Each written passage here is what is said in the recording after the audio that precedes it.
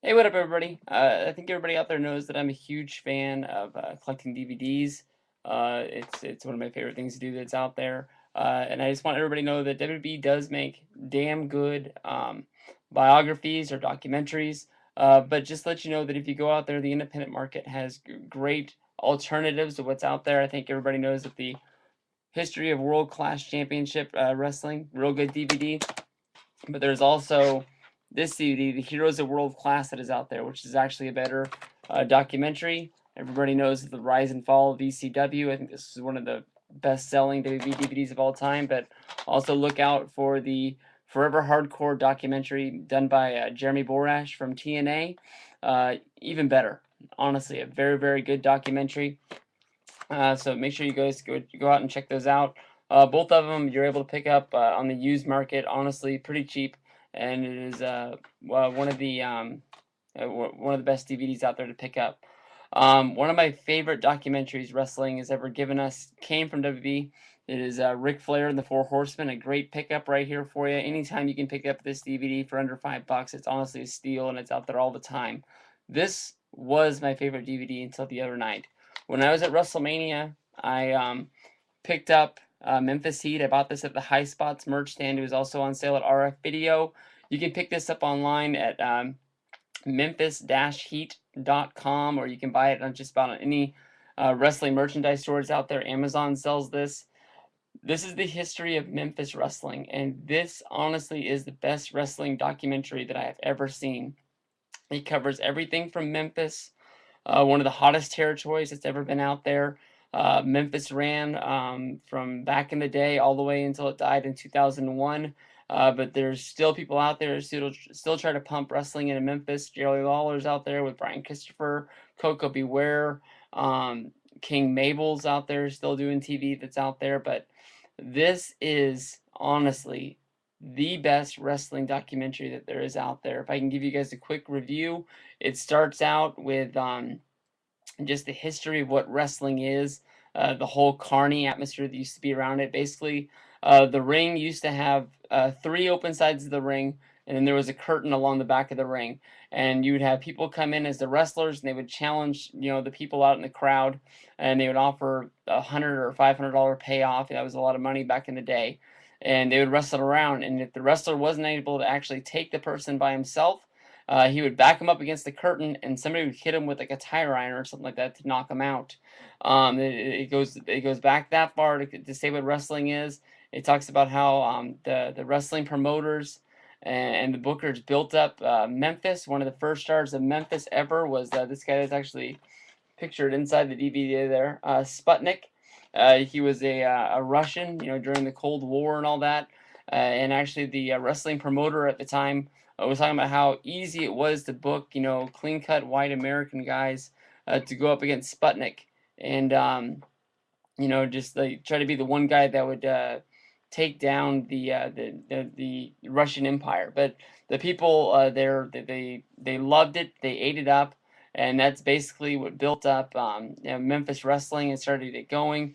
He says that they also got great draws from bringing in midget wrestlings and female wrestling. He said that nothing drew quite like Sputnik did. But if you were able to put the midgets on the card, you were to know that the kids would come out and they'd have a good time. And the women were also as attractive as they are today. They were good looking back then, and they were able to get people to come in and buy tickets off of that. It dealt with race issues as far as the black people that lived in Memphis wanting to come see wrestling. They had to build a special tier for them back in the day that was called the Crow's Nest. And Memphis grew so big, and so many people wanted to come see Memphis, that one of the wrestlers, I believe it was Johnny Fargo, stepped up to try to make sure that more of these black wrestling fans were able to come into the show. That they were able to split the second um,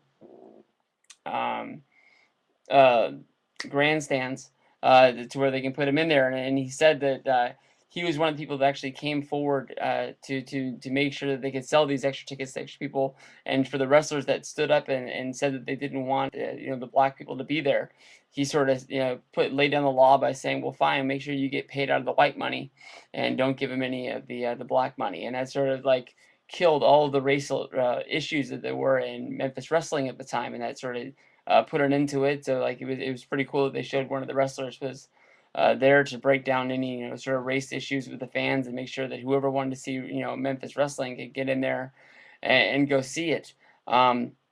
They pretty much talked about the downfall of Sputnik finally getting into a wrestling match where Sputnik didn't want to lose a big match that was held in an actual baseball stadium. That was the biggest show that they had run to that date, where the payoff was the winner of the match was going to get a Cadillac. I apologize, I don't remember the guy's name who's beat him, but the promoter came into him and told him that it was the right thing to beat him, and that he actually had to really physically, really wrestle him, I guess you can say, in order to win that match.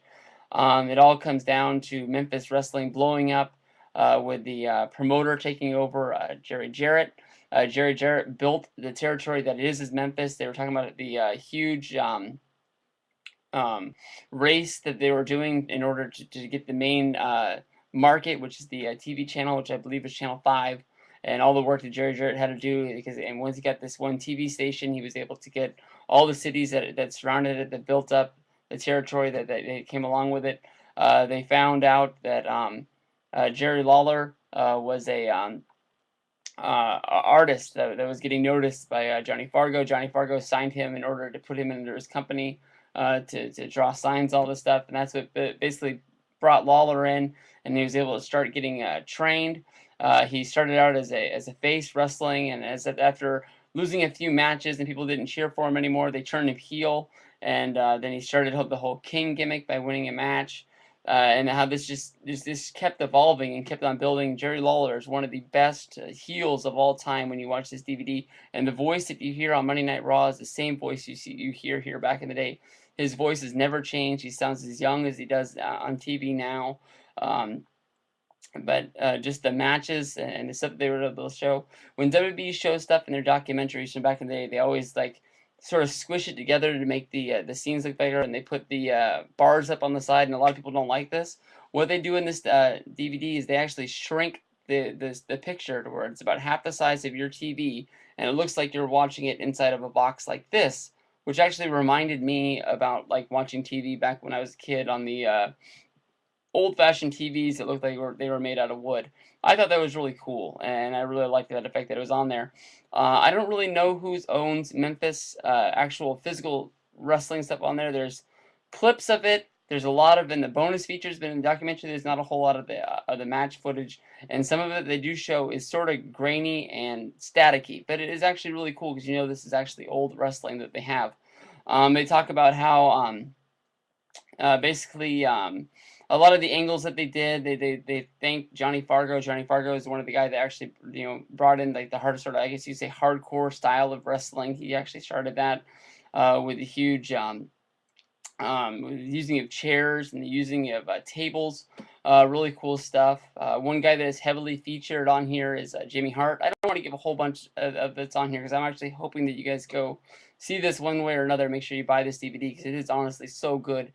The Jimmy Hart that I remember from WWF television when I was a kid is awesome. I loved him. His voice went 100 miles an hour. And somebody in this documentary said, honestly, that when they met Jimmy Hart, they thought this guy was on speed, how he was able to go so fast and so hard. The Jimmy Hart that you know from WWF that is on this documentary from Memphis is like scaled back to 10. Basically, he was just an announcer, or not an announcer, I apologize. He was the manager for Jerry Lawler, and they showed this clip of where Jerry Lawler went out with this leg injury, and Jimmy Hart's like going off on him. He was his manager, and he was dumping him pretty much. He says, "What do you do with a horse that you don't need anymore? You shoot him in the head." And basically that's what he was doing. And they went over how Lawler brought in Jimmy Hart. Jimmy Hart was the guy that was in The Singer with the Gentrys, and the music business wasn't kind to him anymore. They didn't have any more hits. He was playing at the local Ramada Inn twice a night, basically playing for drinks. And they brought him in. And I told Jimmy Hart that when I met him at Access this year that I just bought this DVD, and he told me that I was going to love it.